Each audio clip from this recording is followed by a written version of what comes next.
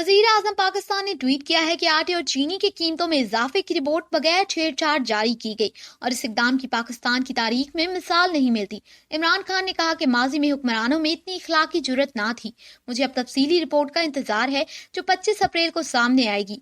ये रिपोर्ट सामने आ जाए तो उसके बाद ताकतवर लॉबी हमारे अवाम के खर्चे पर मुनाफा नहीं कमा सकेगी। ये ट्वीट किया गया है। वज़ीर आज़म पाकिस्तान की जानिब से वादा किया गया था कि ये रिपोर्ट हम पब्लिक करेंगे और रिपोर्ट पब्लिक होने के बाद अब ये सवाल उठ रहे हैं कि इस पर क्या इकदाम किए जाएंगे। वज़ीर आज़म पाकिस्तान इमरान खान, जिन्होंने कल वादा वफा किया और अब ट्वीट करके वजाहत की कि अवाम परेशान ना हो, सबका एहतसाब होगा, चाहे अपने हो या गैर, सब मेरे लिए बराबर है, मैं किसी को नहीं छोड़ूंगा। वाज़ेह रहे कि रिपोर्ट में इमरान खान के सबसे करीबी और पुराने दोस्त जहांगीर तरीन का नाम भी शामिल है और साथ खुसरो बुख्तियार के भाई का नाम भी शामिल है।